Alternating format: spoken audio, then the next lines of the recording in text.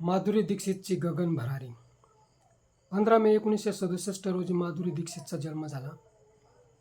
तेव्हा कोणालाही वाटलं नव्हतं दीक्षितांची ही मुलगी आकाशालाच गवसणी घालेल. मराठीचा झेंडा 7 समुद्रापार फडकविला. लता दीदी, माधुरी दीक्षित, सचिन तेंडुलकर यांच्याबाबत मराठी माणूस, मराठी माती कायमच ऋणी राहील. यांनी जगाच्या नभांगणात मराठीचा झेंडा फडकविला. राजकारण्यांनी अशा कलाकारांना आपल्या कळपामध्ये ओढण्यास ताकद लावली, पण यांनी ताकास तूर लागू दिली नाही. यांच्यासाठीच राज्यसभा व विधान परिषद राज्यघटनेने निर्माण केली. मात्र तेथे धनीराम मंडळी जोर बैठका मारतात. माधुरी दीक्षित यांनी डॉक्टरांशी विवाह करून अमेरिकेत संसार थाटला. हम दो हमारे दो प्रमाणे त्यांचा सुखी संसार चालू आहे. मातृभूमीची ओढ त्यांना पुन्हा मुंबईत घेऊन आली.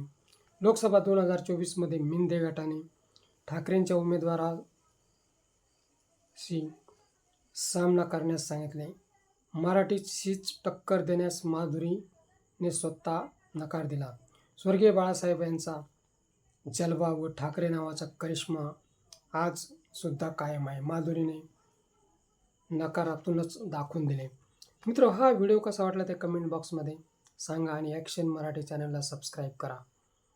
माधुरी दीक्षित जवळपास 59 वर्षांच्या होत आहेत. त्यांच्या वाढदिवसानिमित्त त्यांना हार्दिक शुभेच्छा.